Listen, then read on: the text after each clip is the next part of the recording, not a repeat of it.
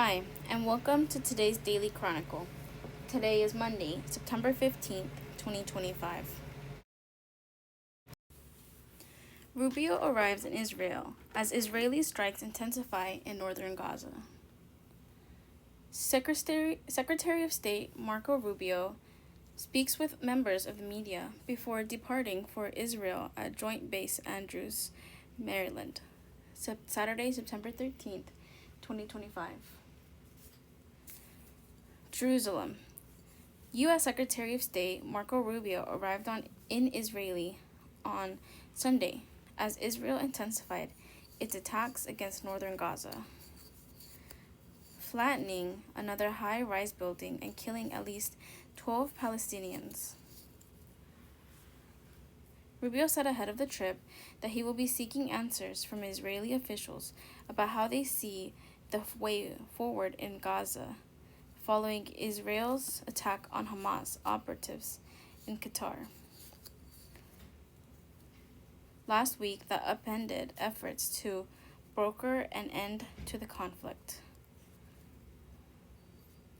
His two-day visit is also a show of support for the increasingly isolated Israel as the United Nations holds what is expected to be a contentious debate on commitment in the creation of the Palestinian state. Israeli Prime Minister Benjamin Netanyahu strongly opposes the recognition of a Palestinian state. Rubio's visit went ahead despite President Donald Trump's anger at Netanyahu over the Israeli strike against Hamas leaders in Doha, which he said the United States was not notified of beforehand. On Friday, Rubio and Trump met with Qatar's prime minister to discuss the fallout of the Israeli operation. The dual back-to-back meetings with Israel and Qatar illustrate how Trump administration is trying to balance relations between key Middle East allies despite the attack of widespread international condemnation. The Doha attack also and appears to have ended attempts to secure an Israel-Hamas ceasefire and the release of hostages ahead of the upcoming UN General Assembly session, at which the Gaza war is expected to be a primary focus. On Sunday, at least 13 Palestinians were killed and dozens were wounded in multiple Israeli strikes across Gaza, according to local hospitals. Local hospitals said Israeli strikes targeted a vehicle near Shifa Hospital and a roundabout in Gaza City and a tent in the city of Deir al-Balal that killed at least 6 members of the same family. 2 parents, their 3 children, and the children's aunt were killed in that strike, according to the Al-Aqsa Hospital.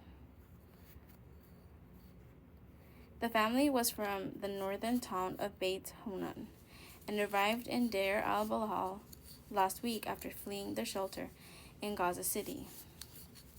The Israeli military did not have immediate comments on the strikes.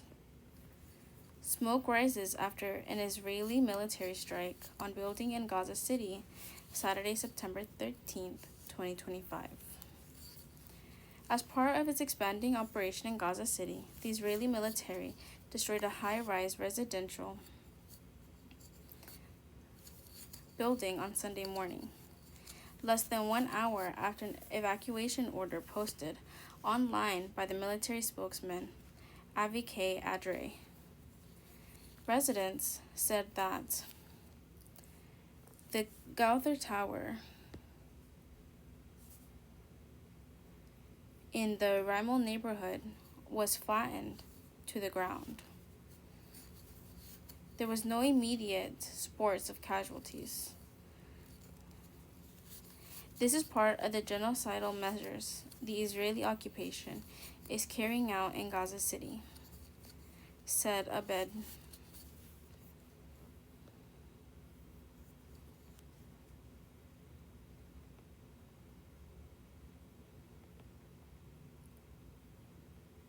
Ismail, a Gaza City resident. They want to turn the whole city into rubble and force the transfer and another Nakba. Israeli strongly denies accusations of genocide in Gaza. Separately, 2 Palestinian adults died of causes related to malnutrition and starvation in the Gaza Strip over the last 24 hours, the territory's health ministry reported Sunday. That has brought the death toll for malnutrition-related causes to 277 since late June, when the ministry started to count fatalities among this age category, while another 145 children died of malnutrition-related causes since the start of the war in October 2023. The ministry said the war in Gaza began when Hamas-led militants stormed into southern Israel on October 7, 2023, abducting 251 people and killing some 1,200, mostly civilians.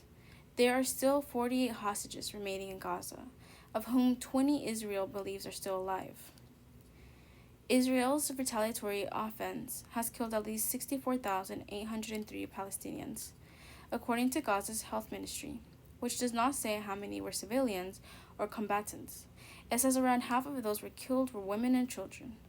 Large parts of major cities have been completely destroyed, and around 90% of some 2 million Palestinians have been displaced.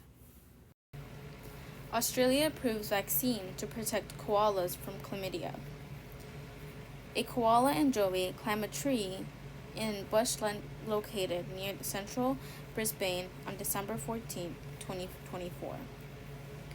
A vaccine has been approved to help protect koalas against chlamydia, a measure researchers are hailing as a world's first in fighting the disease.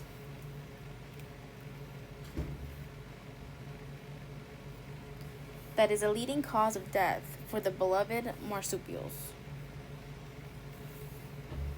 Researchers at the University of Sunshine Coast in Australia said Wednesday it took more than 10 years to develop a single-dose vaccine that does not require a booster, and it hopes will aid in reducing rapid, devastating spread of the disease.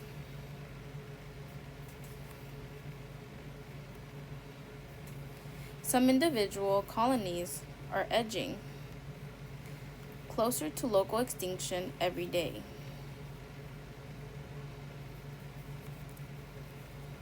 Particularly in southeast Queensland and New South Wales, where infection rates within populations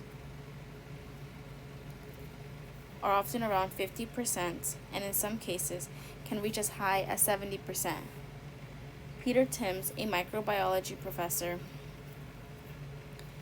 at the university who led the research team, said in a statement.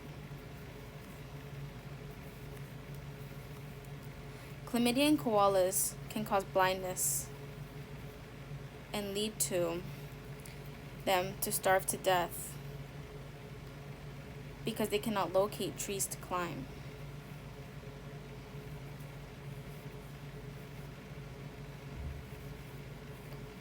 For food, according to Koala Conservation Australia.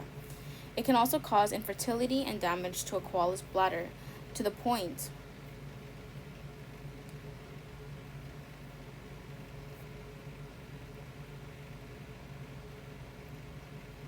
where the inner wall becomes inflamed and the marsupial passes blood, the organization said.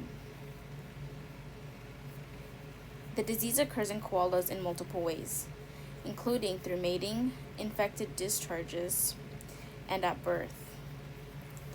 Baby koalas, known as joeys, can also catch chlamydia by eating pap, a substance produced by a mother that's similar to feces, if their mother is infected. Antibiotics have been used to treat the disease, but it is not always effective and does not prevent future infections, according to the university. Antibiotics can lead to gastrointestinal side effects that could hinder koala's ability to digest eucalyptus leaves, which are the animal's main food source. Depending on the severity of the chlamydia and if it has progressed too far, euthanasia may be an only option. That's why scientists are optimistic about the vaccine. Sam Phillips, a senior researcher at the UniSC, said the vaccine has been tested on hundreds of wild koalas and koalas in captivity. It's based on Chlamydia pecorum's major outer membrane,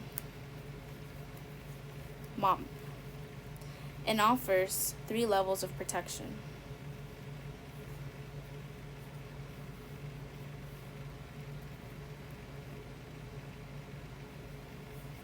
Reducing infection, preventing progression to clinical disease, and in some cases, reversing existing symptoms, Phillips says in a statement. The study led by Phillips was published last year.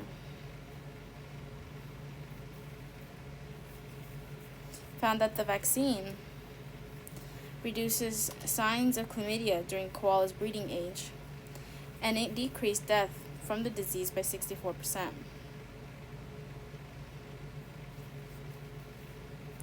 The university said the vaccine has been approved for production and widespread use by Australian pesticides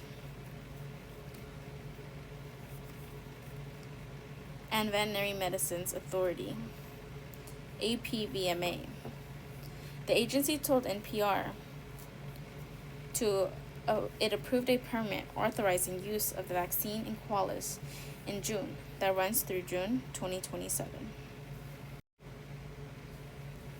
Trump is making a state visit to the UK, the homeland of his immigrant mother.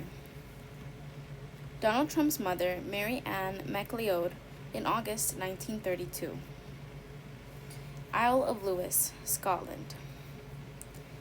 On a windswept island 40 miles off of Scotland's northwest coast, a 19th century castle turned museum echoes with Gaelic ballads and homesickness and loss. For centuries, islanders lined fishing docks below the castle, waving handkerchiefs at ships setting sail for America. Generations of locals left hard-scrabble poverty on the Isle of Lewis in Scotland's Outer Hebrides for opportunities abroad. Lewis Castle on the Isle of Lewis in Scotland's Outer Hebrides Island. Lewis Castle is now home to a museum which includes an exhibit about emigration from the island.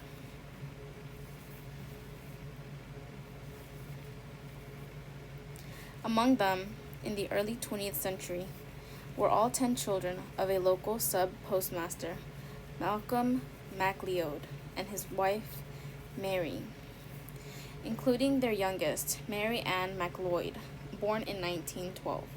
She became the mother of Donald Trump. Donald Trump's mother, Mary Ann MacLeod, en route to New York circa 1932. When President Trump arrives in the United Kingdom on Tuesday for a state visit at Windsor Castle, hosted by King Charles III, he'll also be arriving in his mother's homeland, a place where his maternal family roots go back centuries. Trump's mother was an immigrant, a native Gaelic speaker who learned English as a second language. She and her siblings were part of a phenomenon of family-based migration in the United States, which American immigration hardliners have deemed chain migration, and her son's administration has sought to stop, a place more accustomed to departures than arrivals. Even in the era of modern air travel, the Isle of Lewis isn't easy to reach. When NPR visited in August via a tiny commercial flight from Glasgow, the pilot got on the PA system to warn that a nasty har, a Scottish sea fog, might imperil our trip. We had to circle the island several times before attempting to land, the only flight able to do so that day. Aerial photo of the Isle of Lewis in Scotland's Outer Hebrides. It's a stunning place, sparsely forested, coated with farmland and peat bogs, cut with jagged ravines and lined with a ribbon of white sand lapped by frigid tortoise waters. At its tip, the North Atlantic meets the Norwegian Sea as you look north toward the Arctic. It's a place more accustomed to people leaving than arriving. Local culture is infused with goodbyes, says archivist Sionid MacDonald, who helped curate and exhibit at Luce Castle about immigration from the island.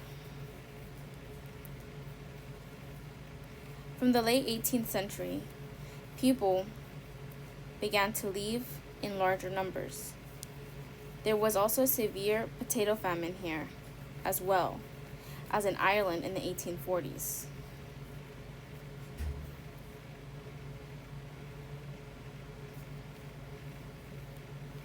She explains, although they were leaving for reasons trying to improve themselves. They had a terrible sense of homesickness. Most of Canada or the US, even more than to mainland Scotland, she says.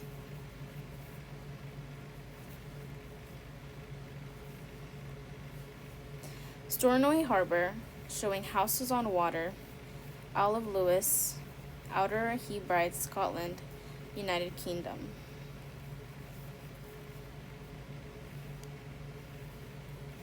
She chokes up, pointing to a museum display with black and white photos of islanders waving goodbye from a dock to loved ones on the deck of a ship.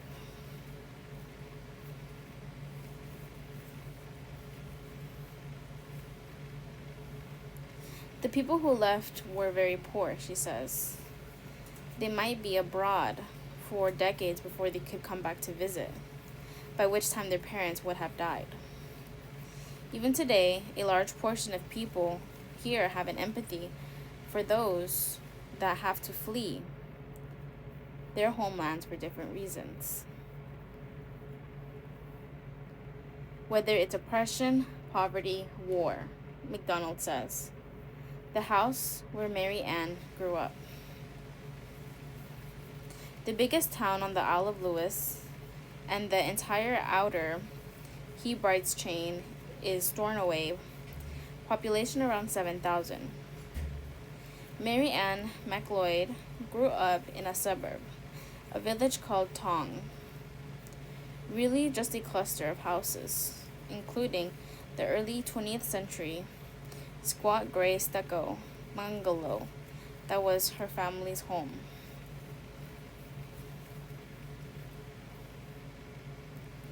The house where Trump's mother, Mary Ann, grew up in a village of Tong on the Isle of Lewis, in Scotland's Outer Hebrides Islands. Locals call it a White House, but that's not a reference to her son's current residence in Washington. It's in contrast to black houses, traditional thatched roof dwellings that housed both people and their livestock, and were the norm in the Outer Hebrides until the late 19th century. 19th and early 20th century. The name comes from how their interior walls were blackened from burning peat. MacLeod's father Malcolm ran a post office out of the annex on their modern house. Because he ran the post office, telegrams, letters, parcels, clothes, and money would have come in from across the globe. So the little house Mary Ann lived in was the global crossroads for the village, says Torquil Crinchin, a member of the center-left ruling Labour Party, who represents the Outer Hebrides in the UK Parliament.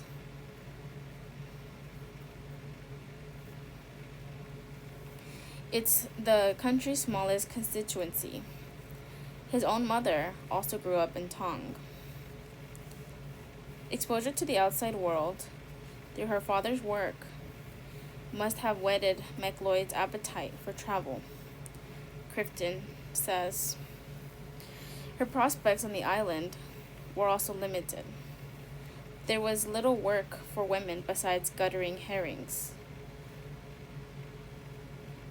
Many of the area's eligible bachelors had been killed or wounded in World War I.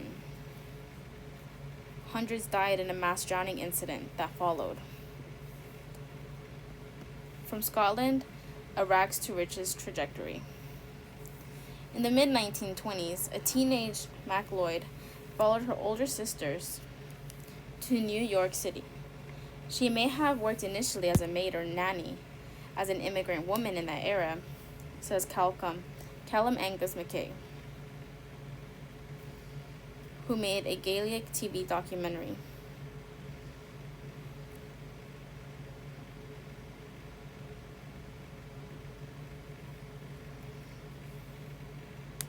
About MacLeod, based on letters she sent to a lifelong pen pal in Dundee on the Scottish mainland.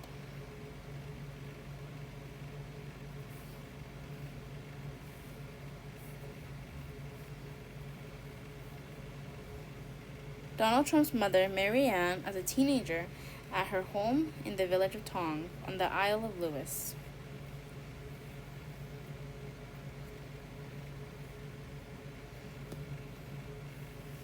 It is primarily a rags to riches story, Mackey says. Mary Ann basically left with a bag under her arm and very little money.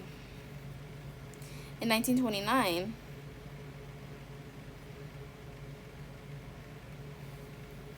when the U.S. stock market crashed, she returned to Scotland.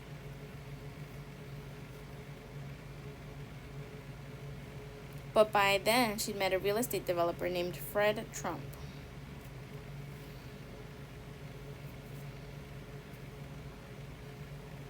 Who convinced her in letters to return to New York and marry him, which she did in 1936. From then on, the photos she sent home showed a woman transformed. Says Crichton, who also received MacLeod's pen pal correspondence and collaborated with Mackey on the Gaelic documentary. There's one photo on the steps of an upstate New York swimming pool where she's wearing a bathing costume. Her hair is now dyed blonde, and she looks like she walked out of the pages of The Great Gatsby or a Hollywood movie, Crichton says.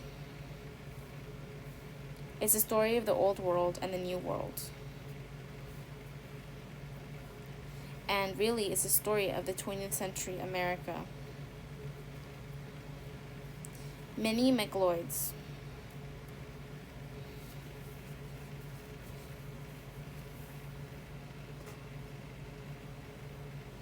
One of the Isle of Lewis, the MacLeod clan goes back to the Middle Ages. It's still one of the most common surnames on the island. Their signature tartan plaid is yellow and black. A volunteer at the Stornoway Historical Society, Catherine MacLeod, explains how she didn't need to change her name when she got married. Her maiden and married names were both MacLeod.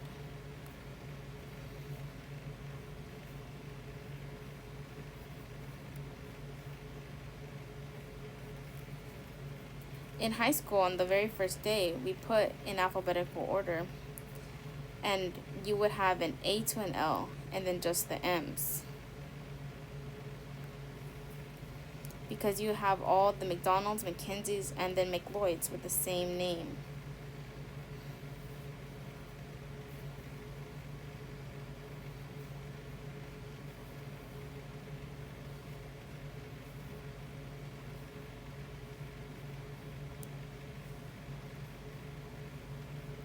Says Anna Tucker, another volunteer.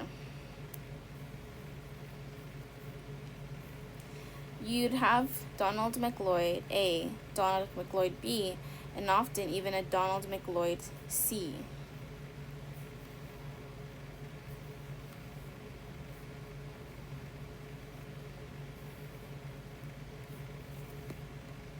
Tucker's maiden name was McLeod, and so was her mother's. Both of her grandfathers were named Angus McLeod, she said.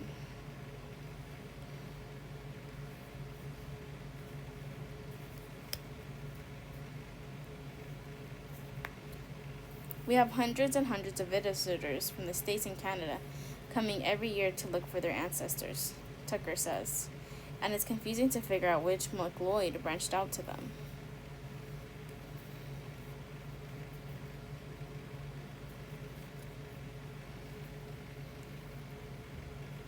McLeod family gravestones in a cemetery on the edge of Hamlet Grass.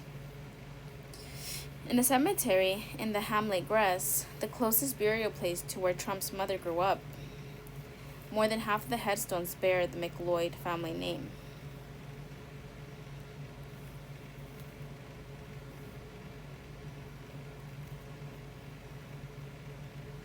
Local parliamentarian invites Trump back. One of Trump's cousins still lives in the bungalow where the president's mother grew up. But there's no plaque or sign, and the cousin didn't want to talk with NPR.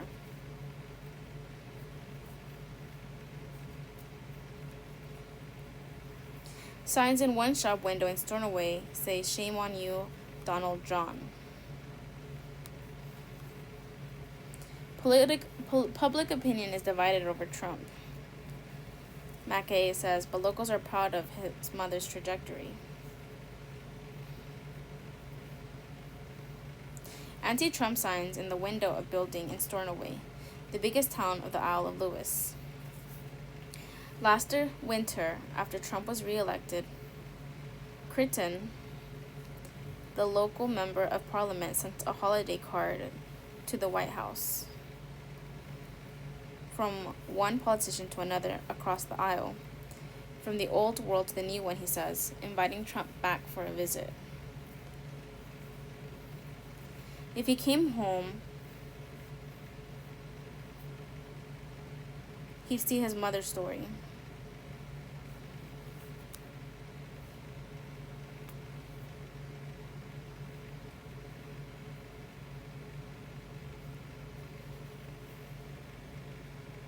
And the hard work, actually.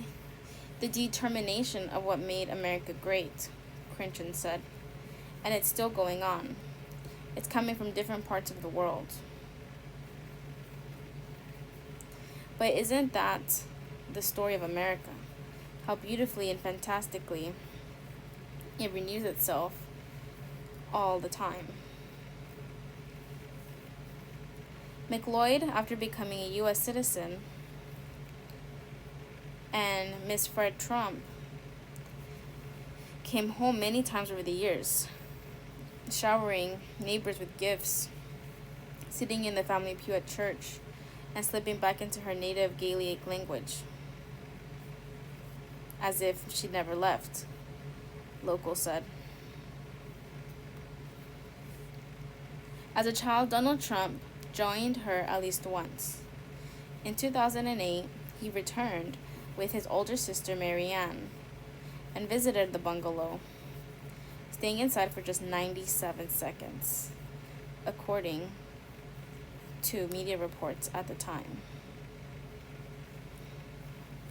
Donald Trump, during a 2008 visit to the house where his mother grew up in the village of Tong. He's been to Scotland many times since then, but apparently never again to his mother's home island. When Trump arrives to the UK Tuesday, he's expected to stay in England, visiting the Windsor Castle and Prime Minister Keir Starmer's country retreat checkers outside London. Critton says his invitation to the Isle of Lewis still stands, but he doesn't think that the U.S. president will take him up on it.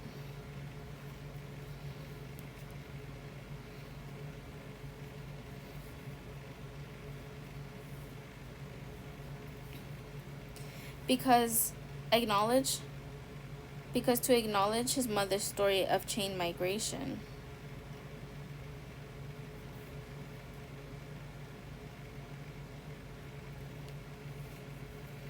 which is the kind of, let's face it, the kind of woman who wants to stop coming into America right now.